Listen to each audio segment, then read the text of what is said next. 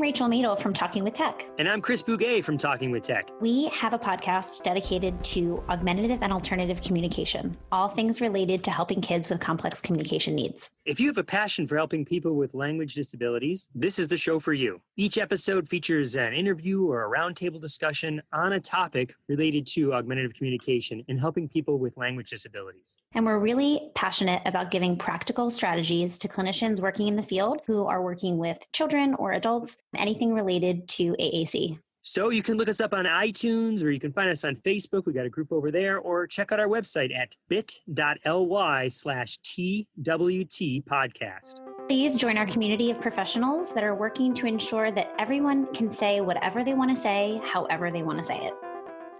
The views and opinions expressed during this show do not necessarily reflect the policy or position of any affiliated workplace or employer. The views and opinions of the show do not constitute recommendations for therapy. Please contact a licensed SLP for individual consult on your situation. Please listen carefully. What is communication? An essential behavior of life. We have the both blessing and responsibility of trying to foster another. It's the strongest way for two people to convey information to each other. Communication is a lifeline. It's just connection with other people. Connecting people in terms of ideas, or thoughts, or needs. Draws us out of ourselves, draws us into that relationship, builds up our families. Without it, we'd be lost. Whatever it is that we do to express intent and achieve an impact. Communication is the ability to express your needs, wants, frustrations, and desires to anyone that you feel needs to have that information. Welcome to Speech Science, episode number 107, being brought to you sort of live to tape in the middle of a pandemic. I'm Matt Hott, joined as always from Bourbon County, Michelle Wintering. Hi, Matt. I'm actually not in Bourbon County because there is a Bourbon County. Is there really a Bourbon County? Yeah. Oh. All right. And not in Bourbon County, Michael McLeod. What's up, buddy?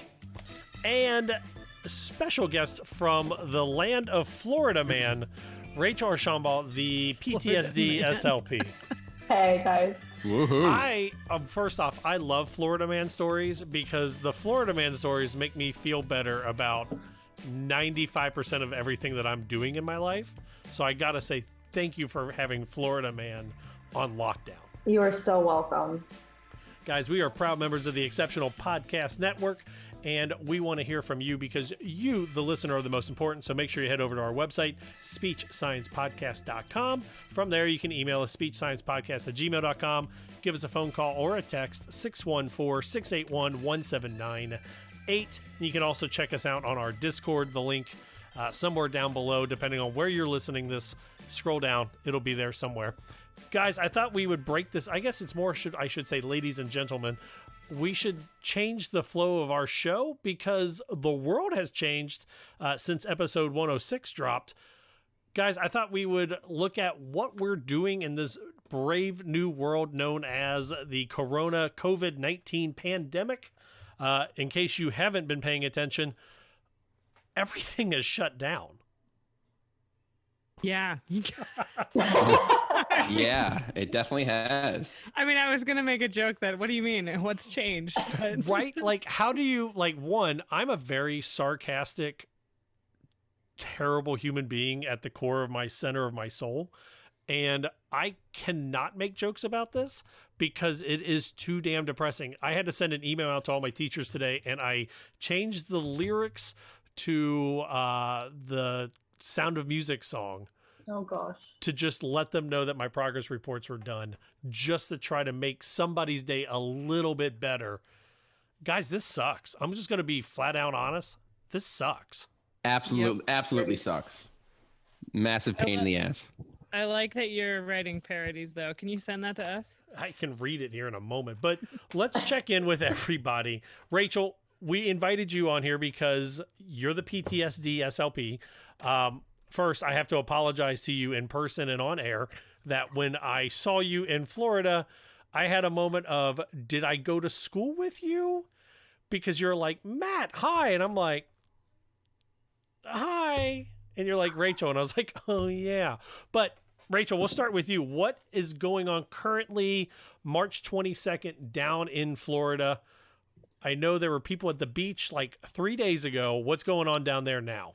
The beach is pretty much closed. I'm in South Florida, and I live in Fort Lauderdale, so they actually had like horse cops over there that were sending people away. It got that intense that people weren't listening. The bars were open. I just took my dog out today, and the apartment complex next to me was having like a full-on barbecue, not paying attention to social distancing. I was gonna take a picture, and then I was like, oh, I don't want to be that person. But it's some people are taking it super seriously, and some people aren't. And I think I watch the news, and I think Florida is just behind, like every other state. Like even the county that I work in for school-wise. Palm Beach County went first, closing school. Miami-Dade County, closing school for everyone. Broward County comes out that next day and they're like, closing school except staff. What do you mean? That doesn't mean the school's closed. It's just silliness all the time here. I saw your post about you guys having to go in or something crazy. Yeah. And then within 4 hours, our teachers union thankfully got on it and was like, you need to cancel that decision. And they did. And we didn't have to go in this entire week. And now we're in spring break. So woo! Yay! And then Michelle, I thought of you when up here in Ohio, we had a sign language interpreter that had a sign language interpreter. I don't know if you got to see this, and I'll go more into details in a moment if you haven't, but what's going on in Kentucky? What is the lowdown in Kentucky right now? Well, it's been interesting because 2 weeks ago, right after we recorded 106, I left for Pittsburgh. Right. So I was up in Pittsburgh which I'll just give a shout out to that. If you ever have an opportunity to attend the PALS seminar, which is a free AAC course put on by MinSpeak, Semantic Compaction. It was probably one of the best professional development I've attended. So shout out to them. You have a chance, look it up. But I was up in Pittsburgh as they started closing their colleges and schools there. And I felt like it kind of went with the wave because then I'm driving back through Ohio, stopped to see my family, my parents, and they're closing schools. And I tried to make a stop at Costco like I normally do. And that was a horrible decision because I turned right back around and left because there was a 50-person line for a shopping cart. And then got to Kentucky. And within 2 days, they had closed all the schools and daycare. So it sort of just ripples down. But yeah, here in Kentucky, schools, daycare's closed. My job in outpatient therapy through a big hospital network that has the main hospital, of course, which is still open for inpatient. But as of Friday, for 2 weeks, we're closing all outpatient clinics. So, okay. So my job's closed for 2 weeks. And then, of course, I think like a lot of places are going towards restaurants, bars, et cetera, it's only carry out or delivery, and churches and whatnot are all canceling services. So I think that wave is hitting more of the country this week, especially. And I know your congressman just made the news because Rand Paul was found positive with COVID-19. And there are differing reports, but as of 8:45 p.m. on March 22nd, it's unsure if he went to the gym and swimming and hung out with Mitt Romney before or after he knew about his positive diagnosis. Mike, what's going on in Pennsylvania? You're over in Philly, correct? Yes, sir. Yeah. So here I am in Philly. Pretty much all schools are closed. All early intervention is closed. So all these kids with IEPs, all these kids with services are now home getting zero services, driving all their parents insane because they're incredibly anxious. They don't know what's going on. The building where my clinic is got shut down, which was inevitable anyway. I was already doing teletherapy. So I'm doing full teletherapy now throughout the entire week, which actually has been surprisingly well. It's gone really well. It's actually helpful in terms of collaborating with the parents and the kids in their natural environment and working with them and them being motivated and engaged. It was a week of really positive sessions, and all the kids were happy, and it was fun. And I feel like I'm a master at Zoom now. And well, I mean, you turned that around from not doing teletherapy with your private practice, right? In about 48 hours to doing it. Yeah. I did. Way to go. I did zero teletherapy before this. I did like some like FaceTime here and there, but never like hardcore true teletherapy. I spent an entire weekend setting it up with all the families, and we had a great week. It was really positive, really good. We'll see how the second week goes. But it was good. It was productive, but nothing beats the face-to-face. Teletherapy is awesome. I think it's a great wave of the future, but face-to-face therapy at the school, in the home, in the clinic, nothing beats it. So I can't wait till this is behind us. Well, and especially with what you target as executive functioning skills, that over a screen isn't always going to be the best platform for it. Exactly. Yeah, but in terms of what we have been dealing with, I would say that it's been productive. I'm able to keep in touch with the families more, and I've set up like some virtual social groups with some of the kids that are stuck in their house. So like I'll send like a Zoom invite to like 10 kids at once and just see who zooms, see who joins in. Who zooms? That's cool. Who zooms in. And yeah, it's been awesome. And then like eventually I can just leave and let them just talk to each other. And so it works out well. You were very mad at me when I said, oh, you should just do one therapy session where they build a digital version of your office in Minecraft, and then you could do therapy in Minecraft. Now's your opportunity. Did I get mad about that? Yeah, you did. You're like video games. What? No. Yeah, well, I did play some Roblox this week. Yeah, one of the kids taught me about Roblox. So it's a cool game you can play while you're on Zoom together, and you can play like co-op multiplayer. Oh, that's cool. So that was really fun. That was actually a lot of fun. Up here in Ohio, I feel like somebody posted it, and I'm totally stealing it off of Facebook, but it was like the kindergarten teacher that is just constantly taking recess minutes away from the class as no one listens. Because first off, I got to give Governor Mike DeWine and Dr. Amy Acton awesome cred, because I don't even think Acton is a Republican and DeWine is a Republican, but they have been lockstep this entire time. And every day they come out and something new has been taken away from us in Ohio because people are dumb in this state and going out. But basically, as we stand now, after tomorrow, all restaurants are closed except for carryout and drive-through. Let's see. Bowling alleys, gyms, tattoo parlors, beauty salons, nail parlors, those are all closed. Adult daycare is closed. Senior centers are closed.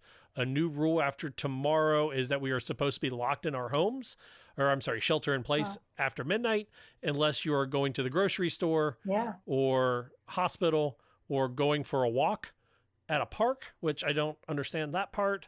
I think they mean like walking your dog. No, he said go to the park. He said go to the park, not the playground. Those are closed, but walk. Well, walking is good. Get people walking. I know. But people are dumb.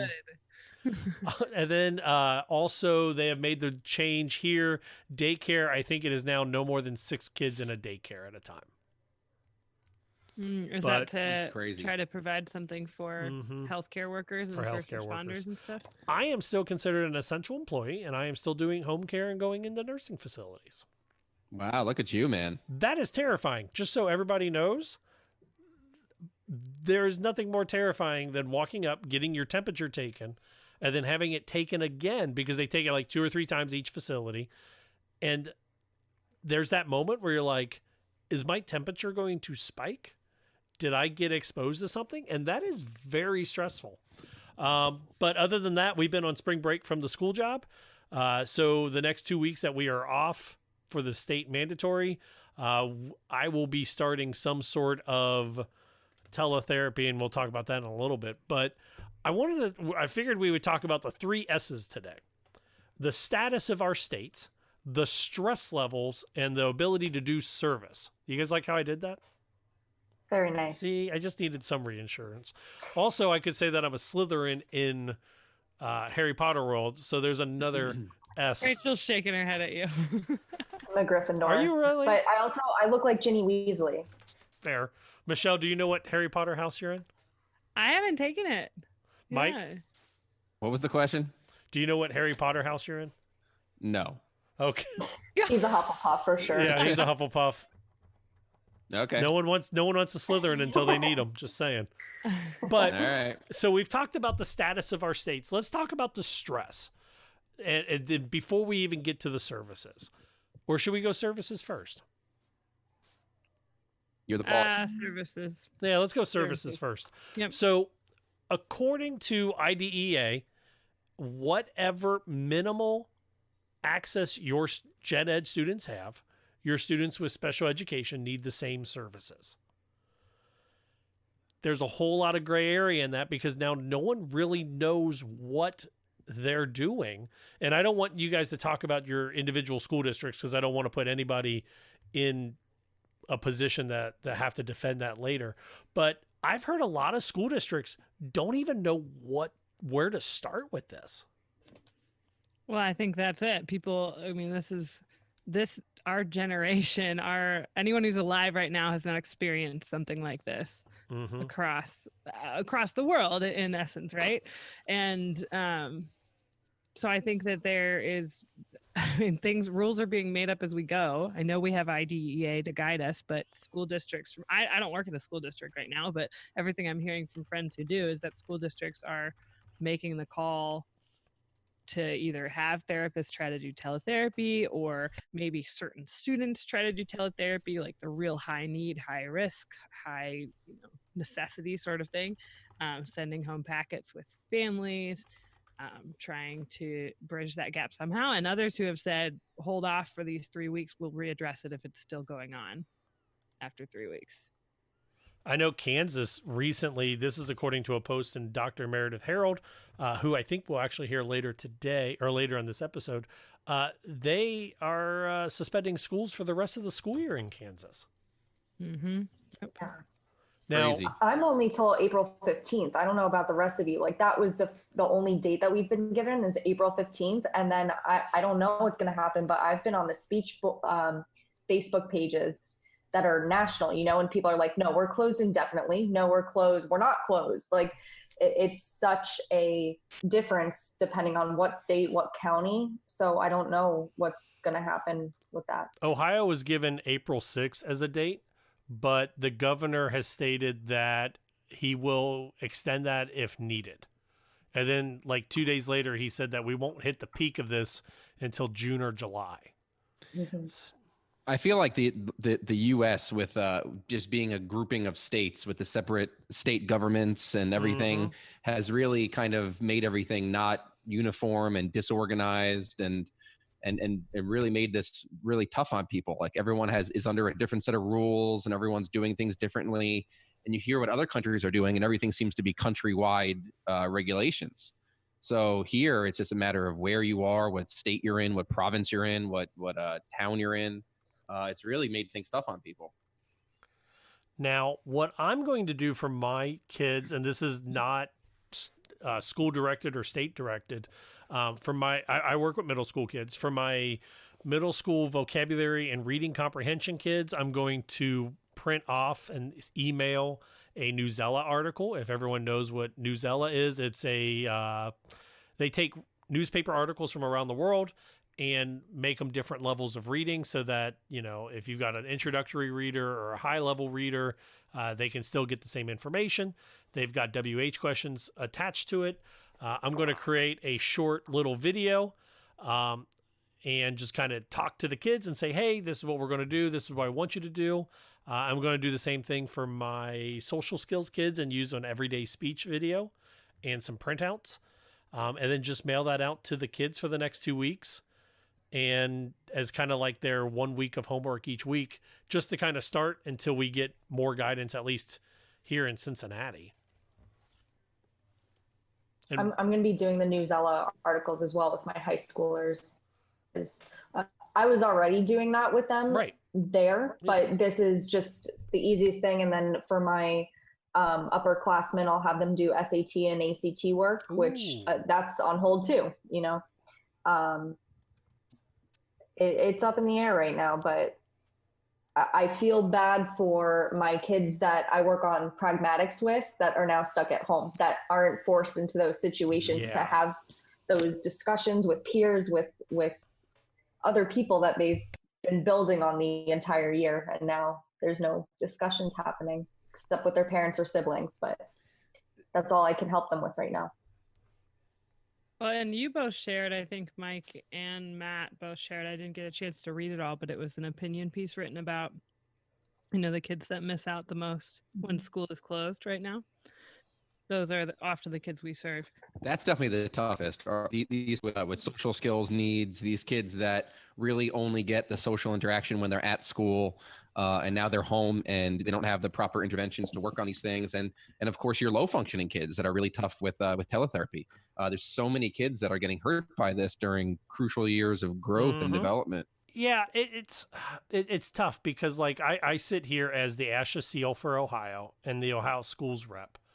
And I'm split between representing what I don't want to put more work and stress on school-based SLPs because saying, oh, we need to do this. We need to take care of this. But at the same time, we do have a responsibility and I don't want to call it a vow, but like a responsibility to deliver the services in the best way that we can. And I know I made the comment on a post earlier this week that, we were talking about ETRs and IEP deadlines. And my recommendation as the Ohio SEAL and the Ohio schools rep is do what you can to get it legal. It is much easier to handle an amendment 6 weeks from now than it is to handle an out of compliance ETR and IEP 6 weeks from now. If you're out of compliance, the state comes in and they will pull records and they want to find out exactly why you're out of compliance, and they'll put you on an improvement plan that you have to check things in and send it to the state. And if it is, because of a sickness, like a pandemic issue, your improvement plan will still be, you have to turn things into the state. It's a lot more work, at least here in Ohio, than it is to have a phone conference for a 3-year evaluation and say, our data hasn't changed because of limited testing. Your student still qualifies. We'll come back together and do new testing in 6 months. At least that's what I'm recommending. Well, and I'd like to hear from people in other states to see what I'm curious. Like I'm wondering what people are doing as those are coming up. What are they telling you in Florida? We haven't heard anything yet. Okay. I'm still waiting, but I guess my personal, I just don't get how the state could, or any state could be like, you guys are out of compliance. Why? We've been out for however many months, however many weeks when we finally get the all clear. How could anyone be like, what is the reason for this? Global pandemic. That's the reason. I know. So I don't get it. Drop down box, like reason for out of compliance. Yeah. I think the problem happens, and I hear what you're saying, Rachel. I'm using the me word, I words. I hear what you're saying. I think the issue happens is that there will be a parent somewhere. Of course. That it may be in Ohio, it may be Florida, Pennsylvania, Kentucky, Kansas, Hawaii. How about all of them? All of them. There's going to be a parent that says my ETR is out of compliance. Right. Of course. And that's like, I think that's why my suggestion is get it legal. Like I know in Ohio that if nothing changes on a document, you have to make a note of why nothing has changed. So for example, a student doesn't meet their goal, but you still think the goal is good. In Ohio, if you put in the present level a statement that says student was unable to make adequate growth, we will increase support, the goal can remain the same. I think you're going to find that that's kind of what we need to do for these IEPs and ETRs. Now I sound like the downer, terrible. No, I feel like the Fed. You are the correct answer. I guess the answer no one wants. Yes, and I guess mine is like peace and love. Like, why does no one get this? And like I know that's not realistic, and especially I have very intense parents, and I know that they're going to be like, come to my house and work with kids, and yep. I don't know what our directive is, and it's hard not to know right now because I do have parents that are texting me, when are we starting? I'm like, well, it's spring break right now, so no one is working, but when we get back, we'll figure it out. Oh yeah, my building got shut down where my clinic is. I sent a mass email. Well, all the non-essential businesses basically. Like it's a medical building, so we basically got an email from the tenant saying, that these businesses should be shut down. I sent a mass email out to all the parents that we're going to transition to teletherapy.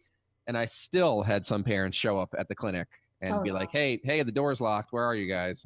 So it happens. And we're only really a week into this, like kind of whatever. Depending where you are. Yeah. Exactly. Wait until there's like weeks and weeks now of these online classes and these online schools, and the parents are watching these kids take classes online on the computer, on Google Hangouts or Google Classroom, whatever it may be. And they're watching and maybe this is really going to show them what us therapists and teachers and all us school staff go through every day. And these master's degrees are not meant for nothing. I do see pass them out like candy. I do see the memes right. pop up that say, all the different groups of people you could say. No one's ever gonna, at least for a little while after this, people will not question teachers anymore, or therapists. Maybe a day or two. Or I've also gotten the flip side of that for people who are home from work now, saying I'm not going to question stay-at-home parents anymore who are doing that end of it. So I think maybe it's a little grace for all of us to extend to each other. All you do is play games with the kids. I do kind of wonder about that when I send home my like Newsella articles and my videos. Like, are parents going to go, wow, this is what you do in therapy? Or wow, this is what you do in therapy. Yeah, that is what is the reaction? My ultimate concern is that. Michelle, you're right. I want to hear what other people are doing. So head over to our website, speechsciencepodcast.com, and email us, speechsciencepodcast@gmail.com. Give us a phone call or a text message, 614-681-1798. We've talked about the status. We've talked about the service. We're going to take a short break. After the break, it'll be Angie Merced. She is a speech and language pathologist. She also talks about burnout. I figured it would be an appropriate episode to touch on that. Also, we've got a new update from the Informed SLP. And when we come back, we'll talk about the stress levels that we are all under and maybe some ways to handle it. And also, Rachel, we're hoping that's where you shine. You're listening to Speech Science. Hi, I'm Mei Ling Chan. And I'm Martin Sibley. And we are the hosts of the Exceptional Leaders Podcast, where we spotlight high-profile topics and amazing people who are changing the worldview on disability. Even though we are oceans apart, we are bringing people from all over the world together to discuss inclusion, advocacy, accessibility, and real-life journeys. So listen to the Exceptional Leaders Podcast to hear the voices and stories from amazing changemakers and be inspired to make a real difference in the world. This is the story of a very special woman. Just a few knew about her superpowers. In a matter of seconds, she turned herself into a great mathematician. She masqueraded as a regular person at work, but as a superhero at home. Everyone knows her as Gabriella. I still call her Mom. Your hero needs you now, and AARP is here to help. Find the care guides you need to help, complete with tips and resources at aarp.org/caregiving. Brought to you by AARP and the Ad Council. Welcome back to Speech Science. I'm Matt Hott, joined today by Angie Merced. She's a certified life coach and school-based SLP. Have you ever thought about burnout, or has it affected you? This is what she knows about. She lives with her husband and 2 little girls upstate in Rochester, New York. Her passion is to rescue the SLPs who are feeling overwhelmed, overworked, or trapped in a career they are supposed to love. She shows her clients how to reclaim their energy, create more time, and generate resources. Her mission is to help whip smart SLPs do less? Yes, because SLPs are whip smart. I've never heard that phrase before. See, I fear this. Angie, welcome to Speech Science. Thank you for having me. Angie, we've seen the ASHA article a couple months ago. When we are recording this, it is in February, about crying in your car.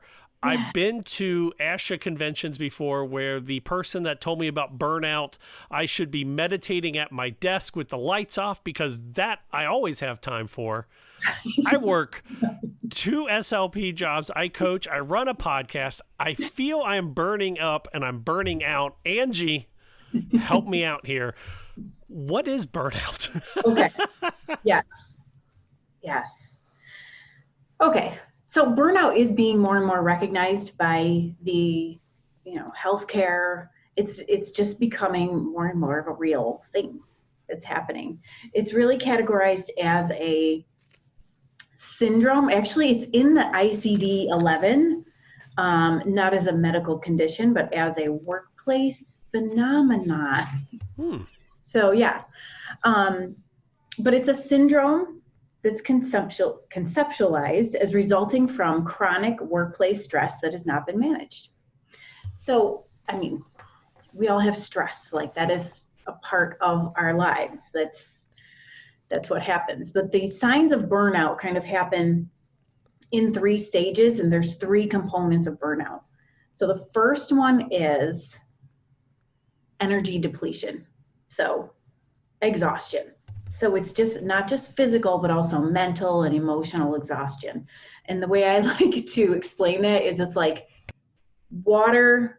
If water is energy, you're like a spaghetti strainer, and you just can't catch up. You're constantly losing energy. And then the second stage of burnout is really you have like they call it mental distance. So there's like a negative, your brain kind of gets really critical, and your brain gets really cynical about things. And from there, like, that's why it's so hard to get out of burnout, because it's so hard to see any kind of solutions or be even open to any kind of solutions. Is this like where you say, I hate my job, I hate my boss, I hate my desk, my chair doesn't go to the right height? Is that like that same idea? Yes, like everything and right. I mean, when your brain's really good at finding problems. Like, that's what your brain is designed to do. And it's definitely not it's not a fault, but this is part of what happens when you're exhausted. Like, the exhausted part happens first. Then you see that mental distance part start to come in. So, I mean, nobody's at fault for that. This is the progression of what happens. And then the third part is the reduced professional efficacy. So, you start to really have a hard time producing at work, at home. So that's when the rest of your life is starting to really be impacted. Some of the things that I see, though, that when I'm working with people in my coaching practice, is they're also experience a lot of confusion, a lot of scatteredness, kind of over questioning things and over questioning themselves. Definitely a lack of confidence, which I can certainly relate to that. Compare and despair. If you've ever worked in another room with lots of speech pathologists. And just difficulty making decisions and feeling confident about your decisions. So would be the reduced professional efficacy, is that the idea, it's almost like imposter syndrome at that point? Where you feel like you don't belong, or is that something a little bit different? Well, that's when I think that's something a little bit different. I think imposter syndrome can actually come even before burnout. Like, I kind of think imposter syndrome is just kind of a normal thing that we all have. I still have that 19 years in. Like, right. I don't always feel like I know what I'm doing, but I just try things and know that yeah. So I read a few months ago, I don't remember if we talked about it on air or not, but there was an idea that those of us in healthcare have almost like a caregiver stress, where we want to do the best for our patients, and then because we can't always do the best because of physical limitations of the patient or time constraints, because we only get them for 35 minutes because they have to go to dinner or something like that, that leads to more unsureness of your position. And then can that lead, I read that, I guess that leads to more stress. And does that, the idea that leads to more, what did you call it? Mental distance and that exhaustion part? I totally. I think, you know, and that's that piece of backing it up. Like, yeah, we only have 30 minutes. There's a lot of factors going on that are impacting our therapy, and not being able to manage all of that is tough. And one of the things that I always try to come back to is just, you know, how can I just show up as a human being with this little person? I work with 3rd through 5th graders, but too young for me. I love my 3rd through 5th graders, but yeah, just remembering, like, there's a lot of research behind, you know, therapy is very effective, but a lot of it depends on your relationship with the client. So remembering just that they're a human being and that you're a human being, and just show up like that. And I think at least that helps me scale back on all of those. Oh my gosh, like we're not, all of those other things that aren't happening and can't happen, and some of the stuff isn't even in our control, and we think the problem is when we think we're not being as effective as we should be, it makes us feel bad, or maybe even like an imposter or something like that. And when we feel that way, it makes us kind of like hide and have this weird energy, like, you know, this not very confident energy. And then we're literally creating a result of not really showing up as our best. Now, when we look at burnout, when we look at our fields, you know, here in Ohio, we have max caseloads of 80 unless you get permission from the state to have more. Arizona has over 100. Indiana has 100. I have no idea what New York's caseload max is. I think that it's 65. Ooh, I'm moving back upstate when I lived there. But can that add, because like I hear from other SLPs that they're saying, oh my gosh, my caseload is so big, I have no time to get a drink of coffee, let alone do my job. Are there other factors that lead to burnout? Because you were saying like the signs, you know, exhaustion, mental distance, and the reducing professional efficacy. But like, what are some signs to look out for that maybe you are burning yourself out? I kiddingly said, but like I really, you know, myself, I work 2 jobs and coach and do all this. How do I know when I've hit my max? I mean, I think a lot of the reason why we are where we are is because no one teaches us this in our life. No one teaches us how to set boundaries for ourselves. We certainly don't learn it in grad school, right? In fact, that's true. We learn the opposite of that.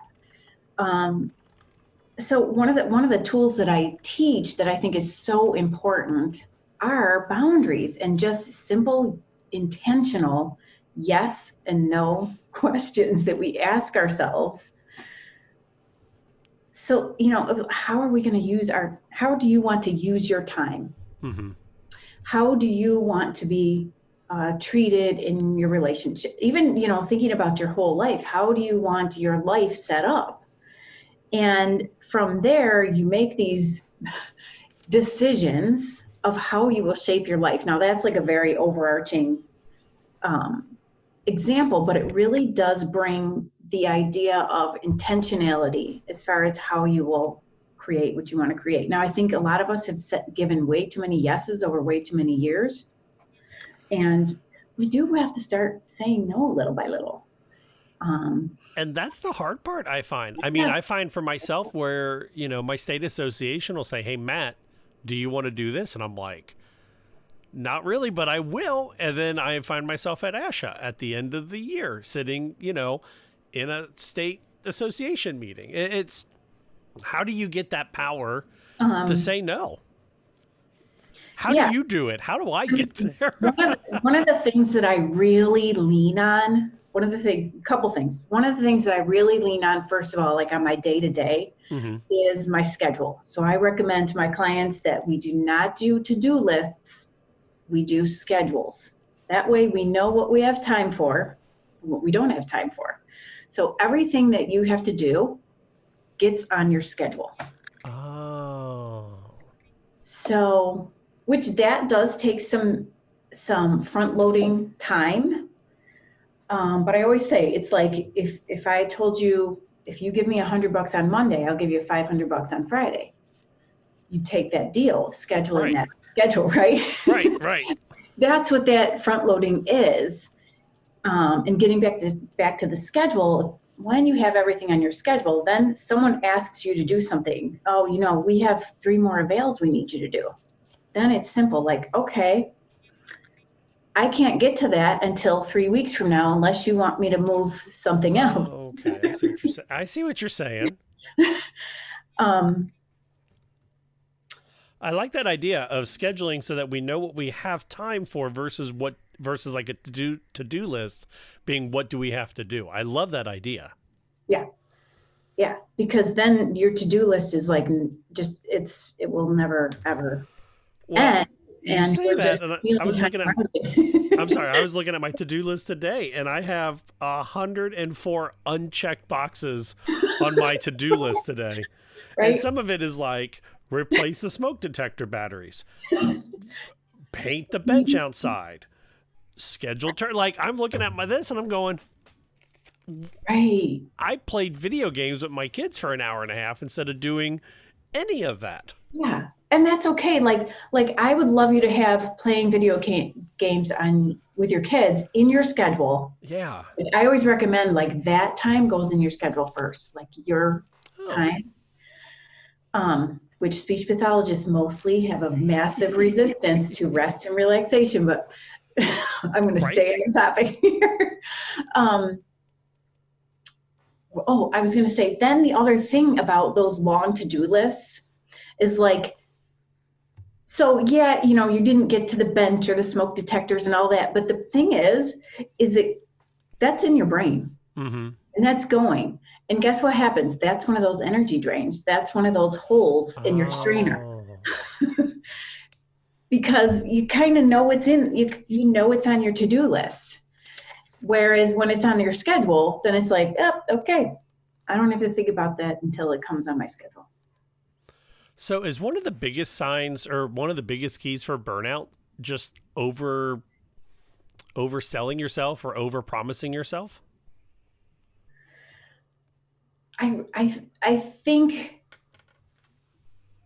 it is, but it's like that term alone, overpromising, is like very subjective, right? So, like we all have those, like, well, I have a lot of clients that come to me and they're like, well, I have to work. It's not like I can quit. I have to pay my bills. I have to pay my taxes. And what I have this tool that I work with them and show them that really there's nothing that we have to do, right? Like we don't have to pay our taxes.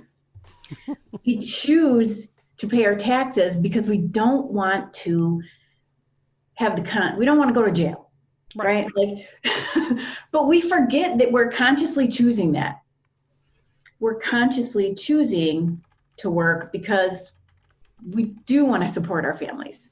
We kind of forget that conscious choice, which I think is a very subtle but very important thing to remember.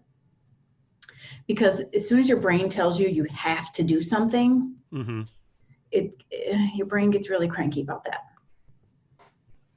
Like it doesn't like it. Ask anyone who's gone on a diet and says, I'm not eating sugar this week, right? Like, oh yeah. Right? Your brain is going to throw a complete fit about it, which then is another energy drain. I was, researching before our conversation, just kind of some stuff about burnout and kind of reading some stuff.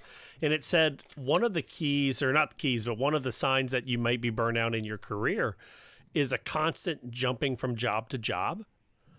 Why is it that sometimes with burnout, we try to find something with less stress? Because I'm thinking about it where I've switched jobs 5 times in 10 years for speech pathology. And I'm starting to wonder if it was the job or if it was me that needed the change.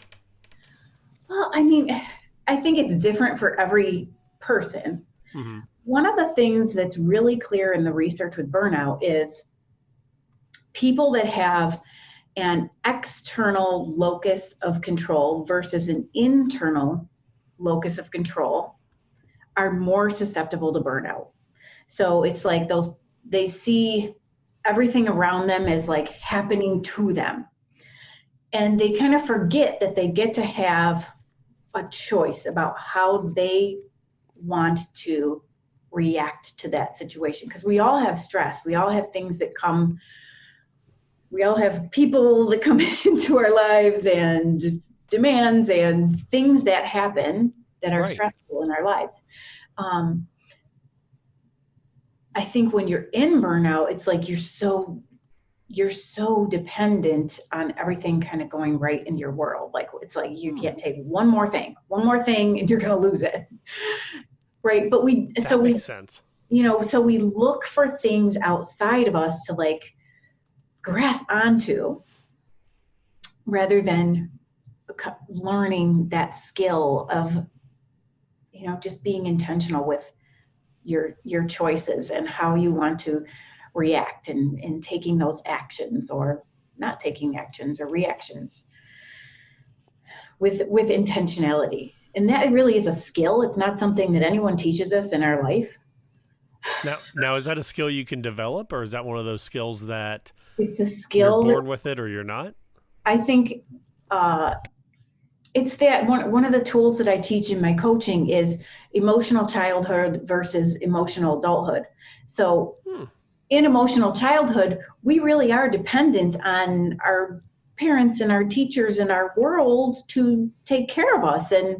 And we're really dependent on that to survive. Right. But then when we become adults, there's like, we really are responsible for how we get to create our life, how we want to react to things. We get to choose that. And, but no one teaches us about this like shift. So most of us are still really in emotional childhood on some level, mentally. Oh, that's fair. Yeah. I mean, yeah. So I guess as you're saying this, and some of this is making sense, and some of it I understand. My brain's not wrapped around it 100% yet, but I keep coming back to this thought. And why do we all as a profession act so surprised when we see the numbers about burnout, when we see the people leaving our field, when we see the stress level, studies that ASHA puts out? Why do we all act surprised about this when even you said it, that like no one teaches us how to handle this in grad school? Like I remember I quit my career and threw everything into grad school. And there was that risk of, if I didn't make it into grad school, I just wasted a year at leveling courses to get into grad school. And then if I don't pass grad school, then I just wasted 2 years of grad school. And then if I do one thing to goof up during my CF year, I've lost my licensure. If I don't pay my ASHA dues, I'm going to not be able to get another job. Like, why don't we ever talk about this until the breaking point? Right. Yes. And that's why I'm like, I need to do this. Like, because I've gone through it myself. I've pulled myself out of it. And I've gone through several cycles of burnout myself. My story is that I decided I was going to quit being an SLP and become a life coach. Mm-hmm. And the thing is that when I became a life coach, I literally learned the skills of how to love my job again. And I literally learned those, personal responsibility and empowerment skills. So then there was no urgent need for me to quit my job because I loved it so much. Now, is that where the SLPburnoutcoach.com was born then, from those blending together? Yes.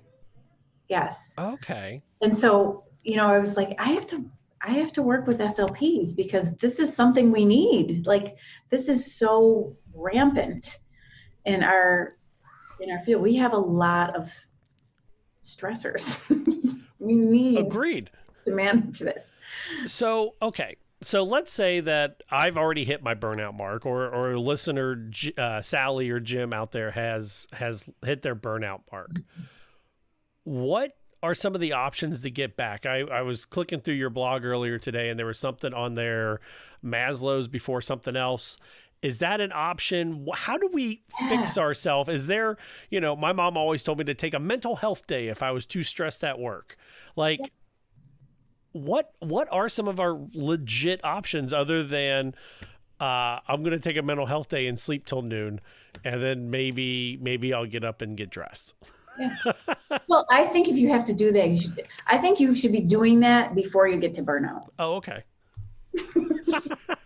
I'm calling in tomorrow. I'm going to say that my coach Merced told me I could do it, and I'll be there.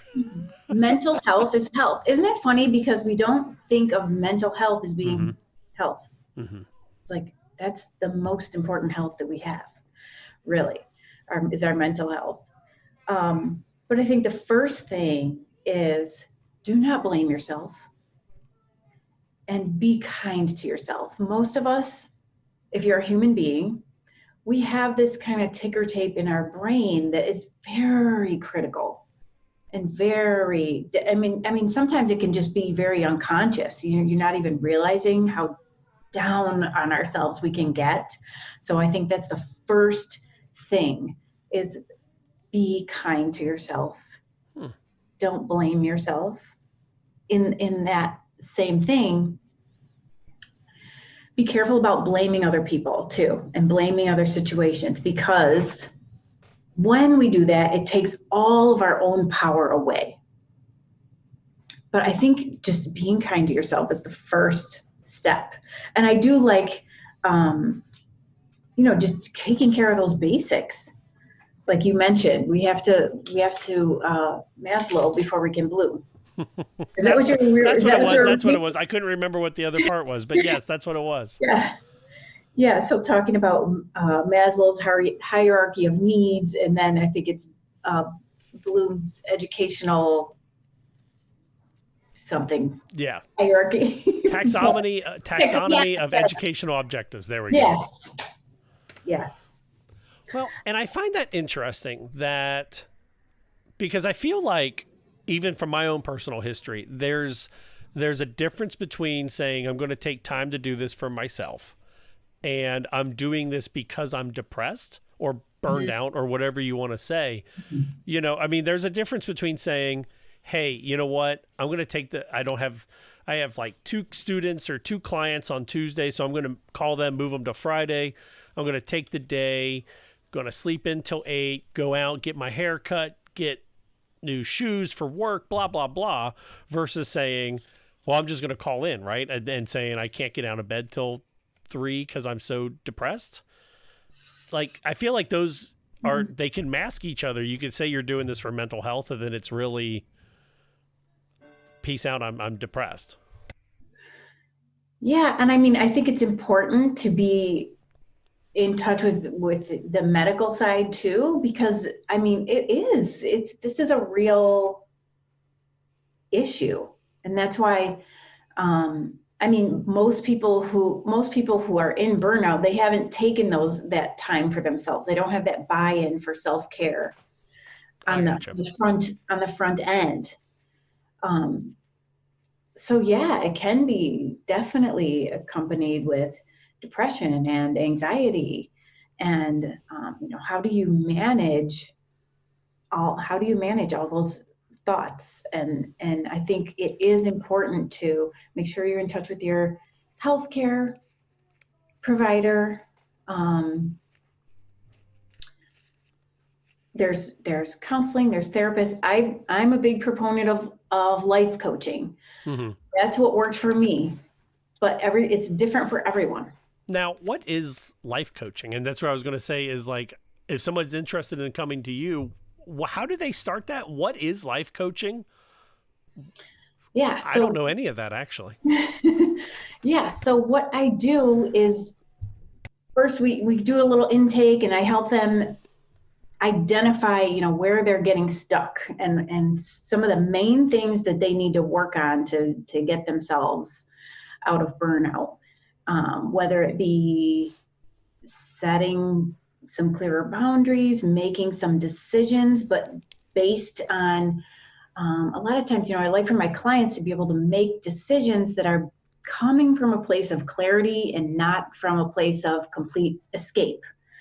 And just getting them to that place of where they can see things more clearly. What do you mean by that? Come from a place of clarity versus escape? Yeah. So what I mean by that is I like to really, I call myself kind of like a thought ninja. So I look at what my clients are thinking, because that's where all their power is. So when everything you think causes you to feel an emotion. Mm-hmm. An emotion is a vibration in your body. Stay with me. I'm with you. Your emotions drive your actions in life. Right. Your actions create your results. And so your thinking is a good place to see, like, well, how did I get to this place? How did this, how did my boundaries get so off? Like, how did I get here? That helps us understand that part.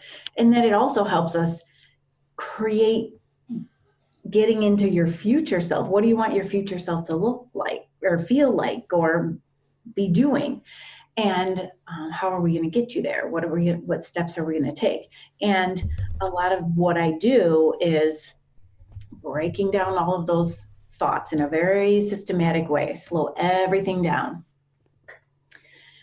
which that doesn't sound easy. That does not sound easy. And that feels like, go ahead. I was going to say, that feels like I have to be very open about myself. And I think maybe that might be a first barrier for a lot of people, not being realistic about what they can or can't do. Actually, you're exactly right. Like, you do have to have a level of and that's why I say start with kindness for yourself. And then from there, just get really curious. Like, why am I feeling this way? Like, what am I thinking? Just get super curious about yourself and try to make it like come from a non-judgmental place and give, like you said, curiosity and openness and willingness. That's just to open the door to see what your possibilities might want, what you want to create for yourself. Because when you're in burnout, you really can't see you don't see a lot of solutions or possibilities. No. Yeah. I think I've said this story before on air, and if not, this is the first time, and I probably shouldn't be saying it, but like my old job, I was willing to leave the schools and switch completely because I started the year off with like almost 120 kids.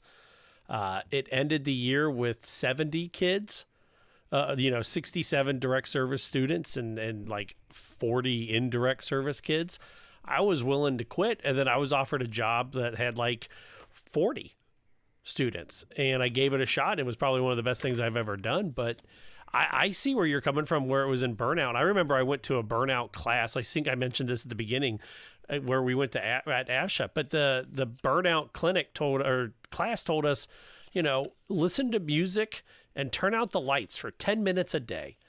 And that actually made it worse. Like, it was like, great, is my 10 minutes up yet? Can I go get my kids? Like, the bell just rang. I don't have time for this. Yeah, no.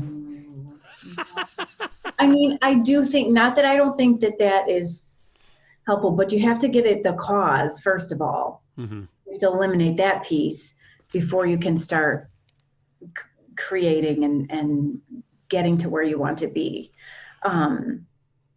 I find it funny that you keep saying come back to the cause, and we claim ourselves to be diagnosticians. We are pathologists. We try to find the root of everything, except to ourselves, where we just say, oh, we must be at fault, and not the 1,000 other items on our plate that can only hold 900. Like, I like that idea of going back to the cause. Yeah. Yeah.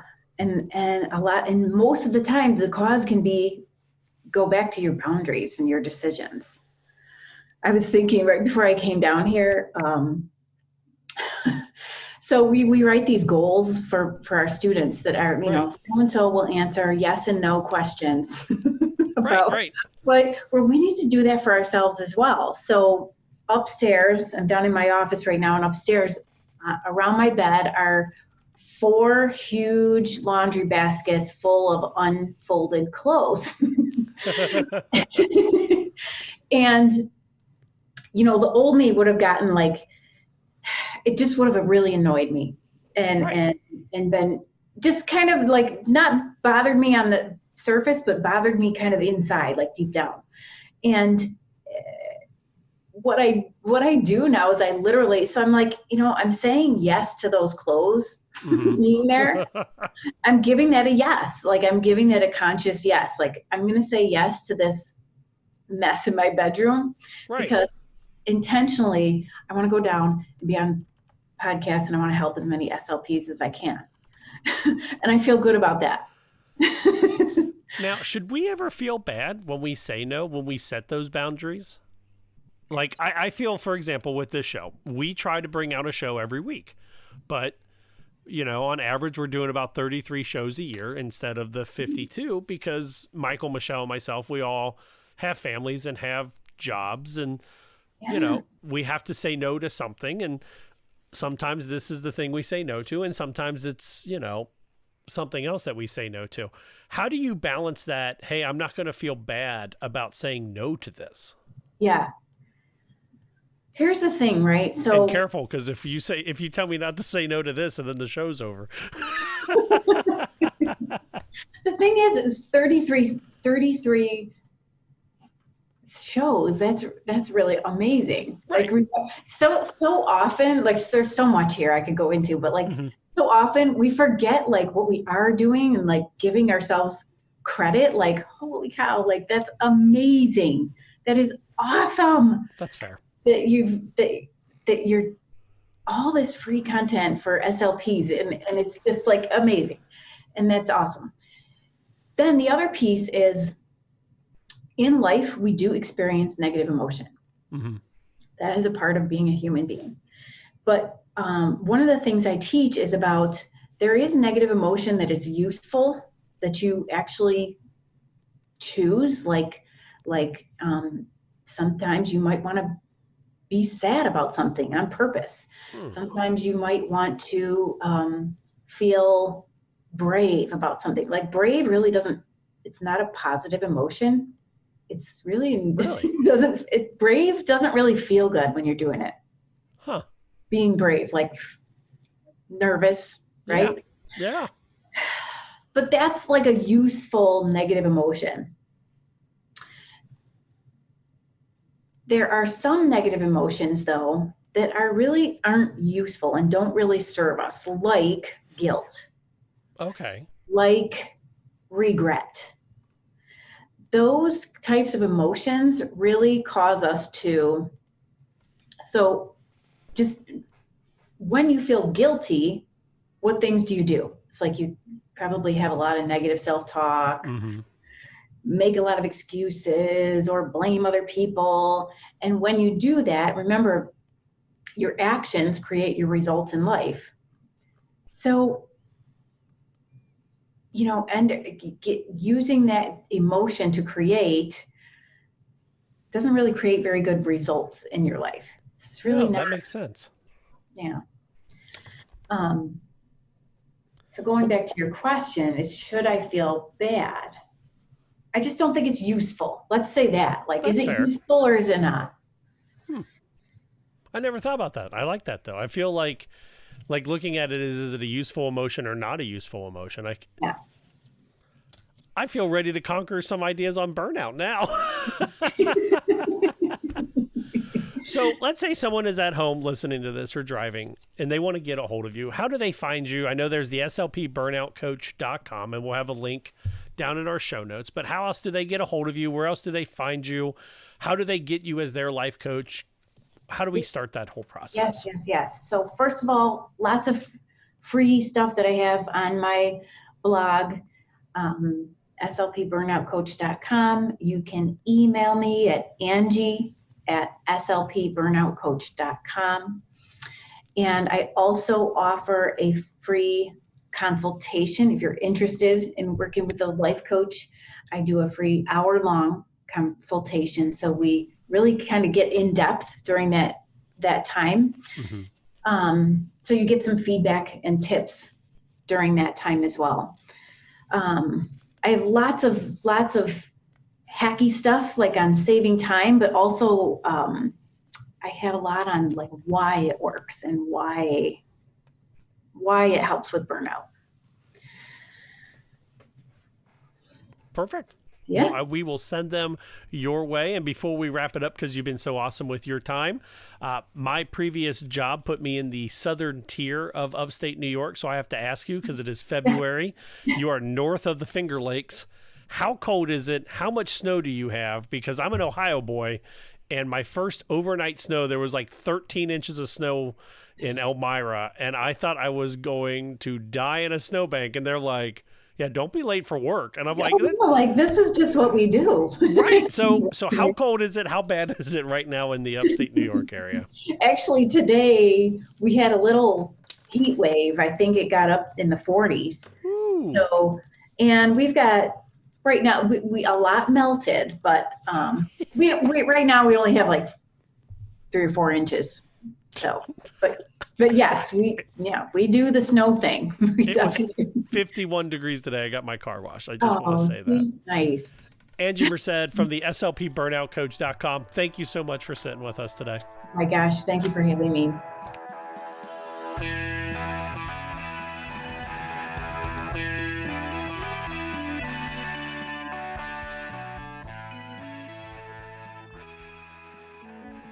Hi, I'm Stephanie Munoz from the Informed SLP. Try this. Say buh as quickly and accurately as you can. Buh. Yep, we're doing alternating motion rates, or AMRs. AMRs have been a staple in motor speech assessments for decades, and they're great. They're easy to use and can tell us a lot about what's going on behind the scenes in people who might have a motor speech disorder. But there's a problem. When we say buh as fast as possible, we start to use itty-bitty little lip and jaw movements to get more reps in. And there's concern that these smaller movements may mask underlying impairments in people with motor speech disorders. So how can we improve the situation? One idea is to give patients a fixed target they need to hit when doing AMRs. Instead of letting your patient make the smallest jaw movements possible, now they need to touch your hand or another device with their chin with each repetition. Let's try it together. First, say buh, hold your mouth open, and place your hand at the point where your jaw is fully extended. Buh. Now keep your hand there and repeat buh as quickly and accurately as you can. But this time, make sure your chin touches your hand each time. Buh. Notice the difference in effort and movement between the standard and fixed target tasks. Now let's look at what Eschke and colleagues found in their new study in Frontiers in Neurology, comparing these two types of AMRs in individuals with ALS and in healthy controls. They found that fixed target AMRs elicit movements that are both bigger and faster than the standard AMRs. Basically, they challenge the neuromotor system more than the standard version does. And challenging the system is kind of the point of AMRs in the first place. This study also provides early evidence that we might be able to compare performance on the standard and fixed target AMR tasks to track the neuromotor abilities of individuals with ALS over time. So at this point, it's really important to note that this research is still in early stages, and your clinic almost certainly doesn't have the measurement tools that these authors used. But with that said, there's also little cost to adding fixed target AMRs into your practice. So if you're interested, try it out. Putting both the standard and fixed target tasks together might give you more insight into your patient's neuromuscular function and their ability to adapt to higher articulatory demands. To learn more about this paper and other new research, check out our reviews on the informedslp.com. There's links to both the original article and the review in the show notes. The Informed SLP makes it easy for you to stay up to date on all of the clinically relevant research across the lifespan that comes out every month. Know what works to do what works.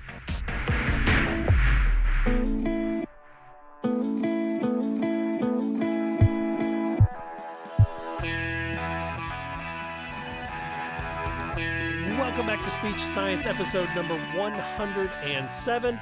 I'm Matt Hott, joined around the country, we can say now. Everyone's on the East Coast. Michael McLeod. What's up? Hey, Mike. Michelle Wintering. Hi, Matt. Hi, Michelle. And Rachel Archambault. Hello. I say your name really fast in case I screw up your last name, the pronunciation. If you just slur It's it, okay. Yeah, just Archambault. It's just Archambault. Yeah. Sounds good to me. So we talked about the status. We talked about the service. We're going to talk about stress. But Mike, one of our segments, we do have the SS Pod shout out, which is where we give recognition to people doing awesome things. Rachel, you've been a previous SS Pod shout out hashtag award winner. I guess I don't even know what you want to call that. Winner.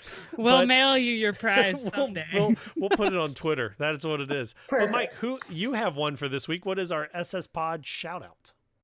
Yes, I wanted to give a speech science shout out to Miss Autumn Bryant of Expand Your Scope. You can find Instagram at Expand Your Scope. So what she does is she matches CCC SLPs with each other for mentoring and shadowing. You can check her out. She's always posting really great stuff. She's posting about teletherapy now, always posting great resources for SLPs to kind of extend their learning and learn from each other and bringing people together. She's really been active on social media for years and years now. I've always followed her, and I figured we should give her a shout out. Check out her Instagram and her social medias.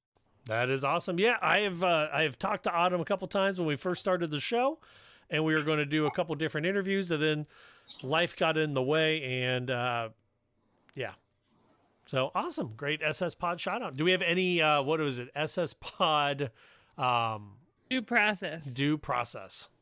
I don't Yes. have We any. do. Let's put coronavirus through due process. I like it. The SS Pod coronavirus due process. I like that.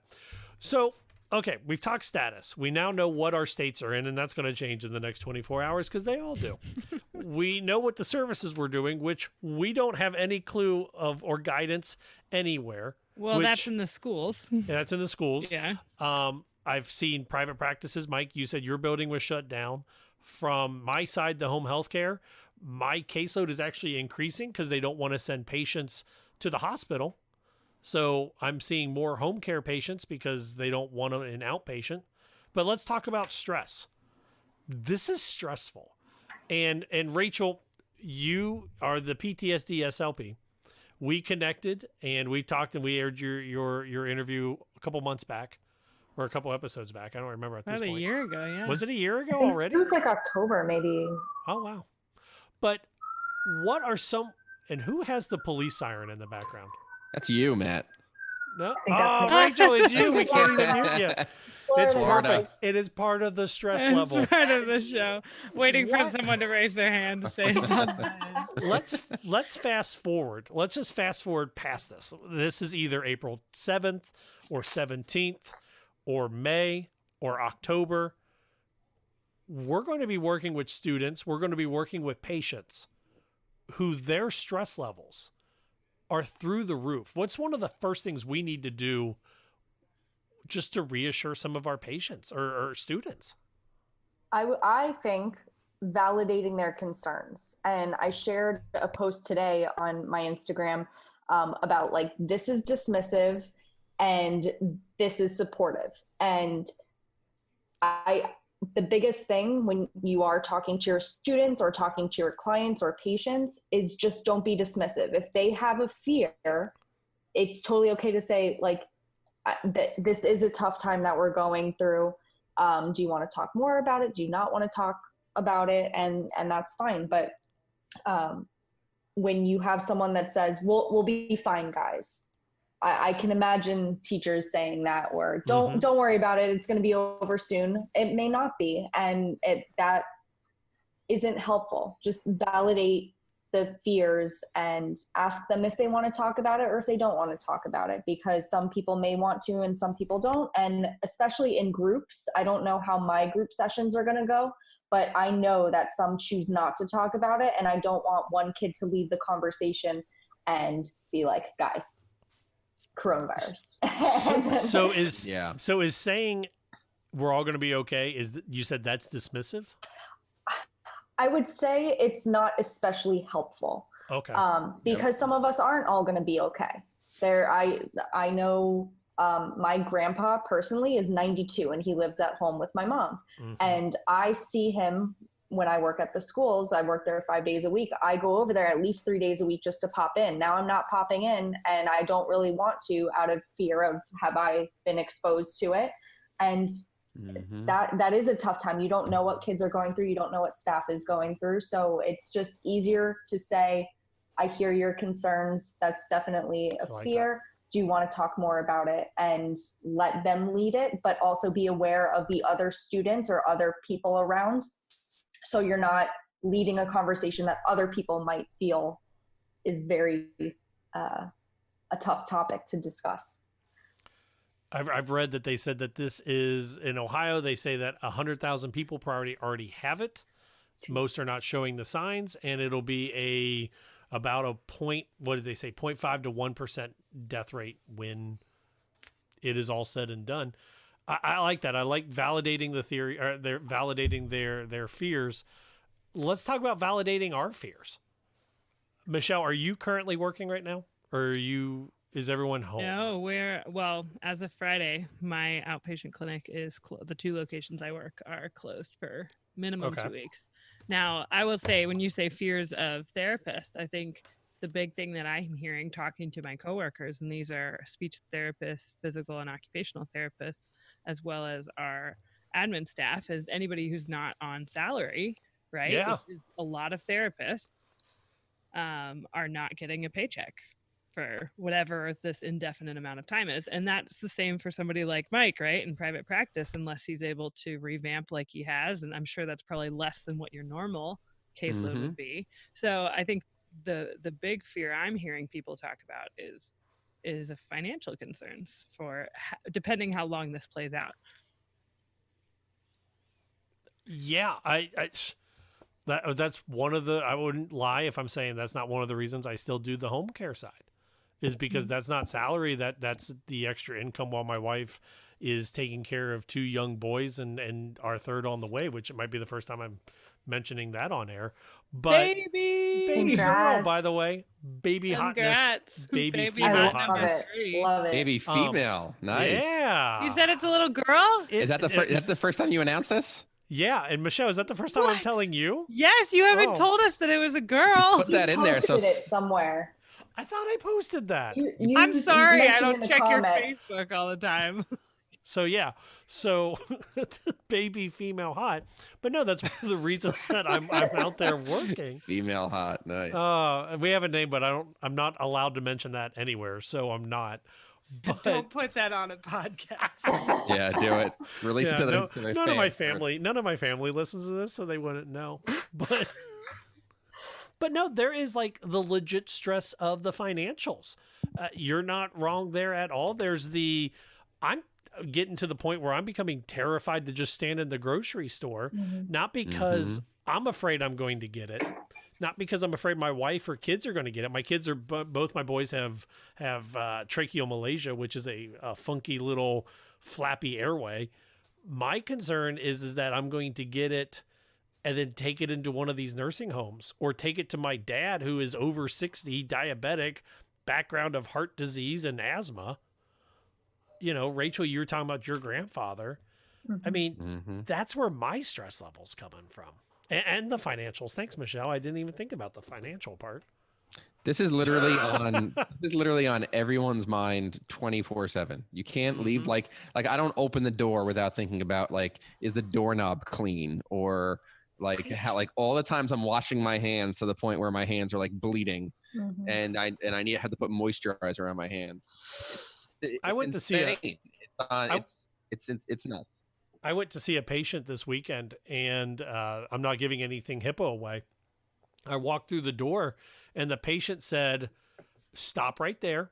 I put fresh soap and hand lotion in the guest bathroom. Wash your hands before you even sit down." That's good. And then I did it, and I came out, and they were like, "I am so sorry for the inconvenience." And I'm like, "Nope. All good."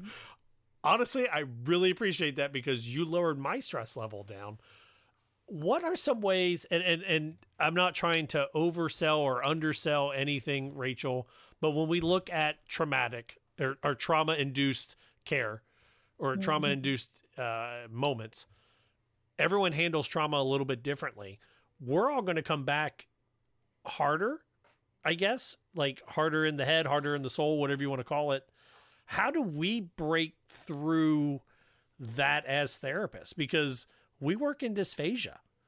We're going to have a patient cough. A patient is going to cough in our face because they do. A kid is going to sneeze on our table. When we're talking about going back to therapy and going back to normal, how do we compartmentalize that so that it's not every time something happens, it's a trigger? And I'm not trying to undersell a trigger, but I hear a cough in the grocery store and I'm like, no, is that a dry cough? Does that sound?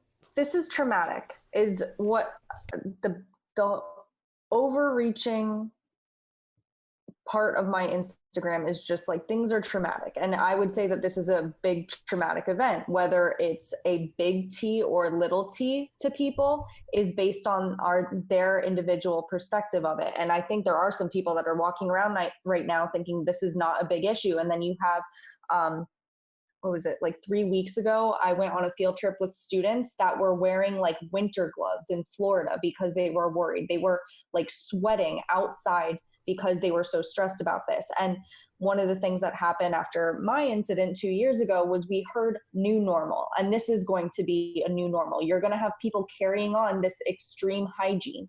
And that might be a good thing, might not be a good thing. But especially we work in the medical setting. And I feel like when I was in undergrad, I was maybe a little bit too lax with it. And I think there's a happy medium that you can wipe things down. Like, I just Lysoled my shoes when I came in, and I really should be doing that.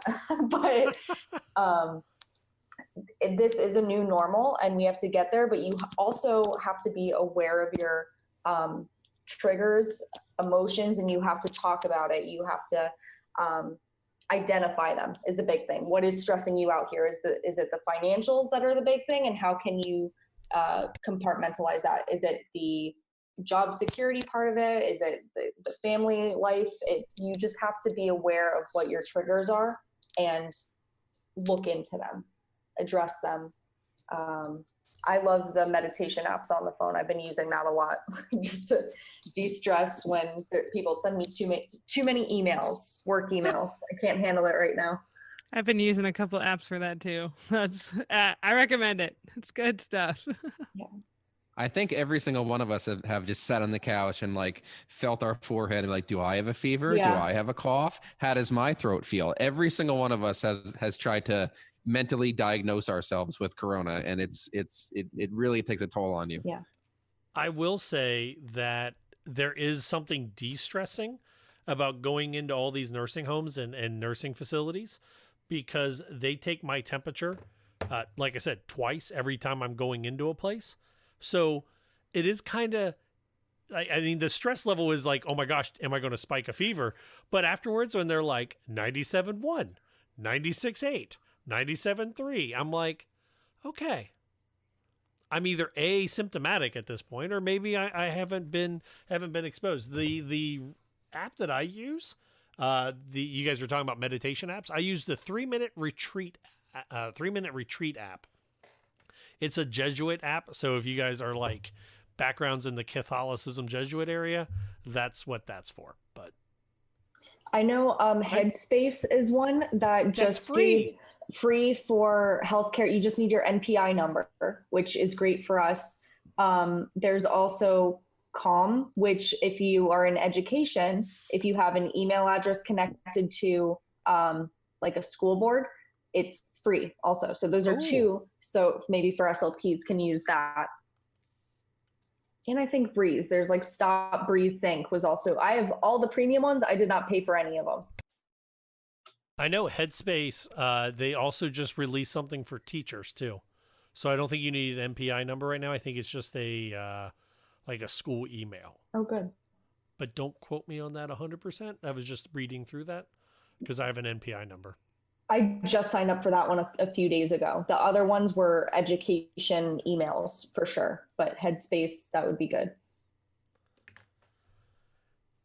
I feel like there's more that we should talk about, but I also feel like this is a good place to end this. I need a haircut, and I'm worried about getting one. So you say that, and I'm glad you said that comically. That's so true. Because, okay, so I have a rule when we were talking about this in my social skills group that when my hair touches my ear, that's the sign. Are you in the military? Because that's the rule. Is it really? Yeah. Well, no, I just don't I feel like it feels too shaggy on me. So, and I get the reverse fade. So I was like, all right, cool.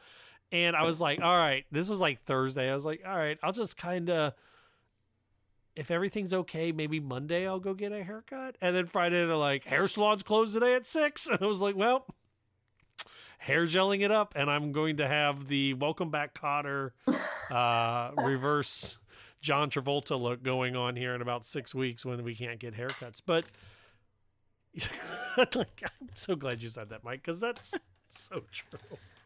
That's what I'm dealing with, man. So I want to say this is only to the 3.5% of male SLPs. Ladies that have long and the female Your SLPs percentage that keeps changing though. It's like 3.8 Yeah. actually, but like keeps going up. Okay, so for the male SLPs and the female SLPs that have shorter hair, we're all in the boat together. This is terrible. Michelle, Rachel, I see that you have longer hair. I can let it grow. It's no one's fine. going to notice in 6 weeks. You'll just ponytail it. We are going to find out what color hair my That's true. That's true. Wait till you have 2 kids. There's my the gray friend that who's comes in, a stylist posted, she goes, no matter how bad it gets, just remember cutting your own bangs is never the answer. True. You know what? I might just go to the, what is it? The Bruce, what's his name? Bruce Willis look. You're just going to shave it. Just go flat. It might grow Mr. back Clean. by the time you're back in school. I did that with my beard. I got so bored the other night. I shaved it with a razor for the first time in like 6 years. It's finally coming back. It looked terrible. I was going to say you did look a little bit more baby face now that you say that you lost the beard. Now I understand. Thanks, man. No problem. You lost 10 Appreciate years. Okay, y'all. So we talked about the status. We talked about the service. We talked about the stress. I feel this was very cathartic. This is kind of getting back to normal. New normal. New I like normal. New The new normal. normal. The new normal. Well, you're going to have to establish a normal during the quarantine, and then you're going to have a whole nother normal after that. So yeah, got to adjust. I cannot wait for this to be over. Yeah. This sucks. I've honestly thought like we should all be journaling our time here because like it or not, we are in the middle of a historic moment in the timeline of our species. And in 50 years or 100 years, we're going to look back on this like they do for the bubonic plague or the Spanish flu. And we're going to wonder why people were so dumb or so smart, hopefully smart. But I don't know. I've thought about it. I've really thought about it. We'll always have this podcast. That's true. This is true. The four of us. True. Can listen to it. Oh Can my listen to God. it in 10 If years. this is still going on in 6 months, this will no longer be the Speech Science Podcast. It'll be like the coronavirus pandemic updates. Yeah, I do want to from give some 4 shout outs. Previous SLPs. I do want to give some shout outs. Coming up next week on the show, I am bumping up my interview with Ayelet Maranovich from Learn with Less. She talks about the importance of play therapy in your home and how to do developmental norms without having to buy all the toys, which I figured was super helpful because all of our kids are stuck home with us now for the next 2 to 3 weeks. Yeah. Also, ABC Mouse has free stuff going on right now. Any other stuff that you guys know from the therapy wise that or from parent wise that are like free stuff for kids? I know the Cincinnati Zoo is doing a free interaction every day at like 1 or 2 o'clock. So you get to see, my sons were watching baby penguins yesterday. I also was watching penguins at whatever zoo let them walk freely throughout the zoo and visit the other animal enclosures. I don't know. That's the only thing that makes me happy right now. Watching the penguins. Like it. Do you guys know anything? Is the Columbus Zoo or down in Louisville anything going on that are free for parents? or therapists? I don't know about the Louisville Zoo. I'll have to check. I feel like I know the Columbus Zoo does because that's my hometown. And I've got that one on there. I was going to say the Wilds is awesome. Mike, And anything you know about going on that's worth for parents or therapists? Is Mike there? I think Mike froze. Mike? Oh, the perils of live podcasting to tape. Live to tape. Hey, but check our speech science page because Mike and I have both been posting things that come up as free resources, whether that's for educators or teachers or just a fun video to watch online. So help yourselves. So while we wrap this up, Rachel, tell us something that you are doing this week. We are not doing therapy related stuff this week. Tell us something you are doing for your own mental sanity. Ooh. I'm watching Netflix. Okay. I've been watching a lot of chick flicks, which I never do. But it's mindless. It's interesting, very predictable, and I can get some other stuff done around the house that I've been putting off. But still, when I'm stressed, I go into this major cleaning mode. So I do that and listen to Netflix at the same time. That's what I'm doing. That's awesome. Mike, welcome back. We are not doing therapy related information on this time. What are you doing in the next week for your own mental sanity? I've been trying to run as much as I can. Are you really? But there's a lot of people outside, and it's very hard to avoid them in Philly. 6 feet away. 6 feet away. But it's very hard to stay 6 feet away. People will walk right next to you. So I've done different at-home workouts and trying to stay active as much as I can. I went to my clinic today to grab a few things. Doing a lot of no therapy, Mike. No therapy. That's what this is about. Well, I grabbed Lysol wipes. Oh, okay. Well, that's perfect. That's Michelle, what are you doing for your mental sanity this week? Rachel made me think of this with binging shows, but my husband and I have gotten hooked on The Masked Singer. So yes, I know. I didn't think I would like it at all, and now I'm totally hooked on it. But that's been a good mental break, and trying to do at-home workouts and go on long walks with my son. There you go. How is baby speech science, by the way? He is full-on toddler and not so much baby anymore. I'm sorry. Toddler speech science. Yeah, 20-month-old toddler speech science. My 3-year-old and 6-year-old, I had to lie to them today and tell them that the recipe for my eggs that I made them came from their godfather, Spencer Miller. And they were like, "These are the best eggs ever." And I'm like, "Same eggs I made you yesterday, but cool, whatever." Whatever works. It's whatever. You better hope they don't listen to the podcast. They're in bed. That's why we waited till after 8:30 tonight. My mental game. So I'm playing a video game with my 6-year-old and my 3-year-old watches. It is called Jurassic World Evolutions, and it is a mixture of The Sims meets Roller Coaster Tycoon mixed with Jurassic World. And I can't even keep up with that. It is the most aggravating game I have ever played. I'm also enjoying these two things: Buffalo Trace, bourbon, and moonshine. So, I know, even the distilleries are closed for. They're making hand sanitizer now. Have you guys heard of Animal Crossing, the game? Yeah. I've heard that, and I do not want to get involved with that. I think it's pretty cool, and I think it came out at around a really cool time. I think it's helping a lot of people right now, bringing people together. You can visit each other's villages. No, that's fair. I think it's very cool. Give it a shot, man. No, I don't need another addicting game. That's the problem. Put the Buffalo Trace down. And get a Switch. I have Amaretto too. It's just that's the all right. Sweet. Oh, I didn't even have anything on that. You threw me off, man. I can't even at this point. Threw him off his game. All right, let's wrap it up. I was just starting that, and then now I'm pulling up the thing. And Rachel, I do want to say thank you so much for joining us tonight. Thanks, on short Rachel. Notice. Thanks for having me. I'll come back anytime. Woo! Yeah, I literally sent her a message and said, "Hey, what are you doing tonight?" And she's like, "Nothing." And I was like, "Perfect. You want to come on air in about 5 minutes?" And she's like, "Yeah." And I was like, "For real?" And she's like, "Yeah." And I was like, Awesome. I'll send you the link. I should have said I had plans at like a massive barbecue, not social distancing. I would have been but like, what? Why are you doing that? Oh, Florida man. No excuses these days. Our intro music is Please Listen Carefully by Jazar. It's licensed under an attribution and share alike license.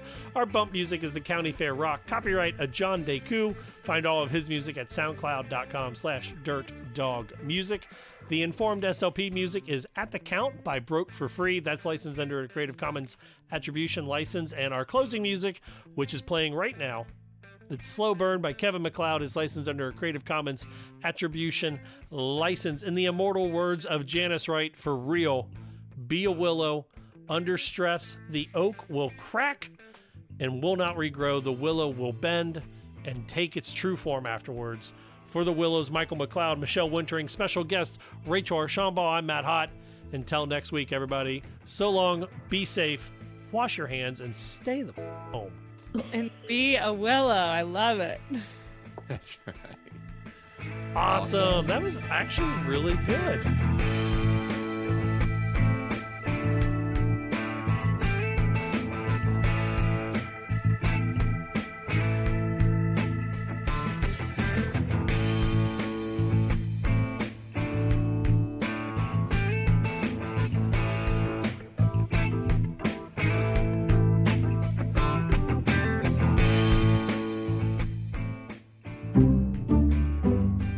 This has been an Exceptional Podcast Network production. Speech Science is edited and produced by MWH Production. Please follow Speech Science on Twitter at Speech Science PC and like our page on Facebook. For more original podcasts, please visit exceptionaled.com and rate and subscribe to our podcast anywhere you get your podcasts.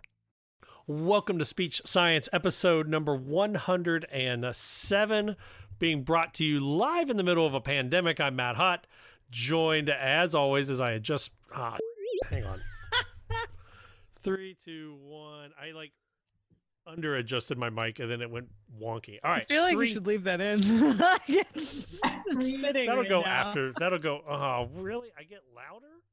Did I screw it up completely? Can you guys hear me? You're quiet. I can hear you. Yeah. Now can you hear me? Better. Yes.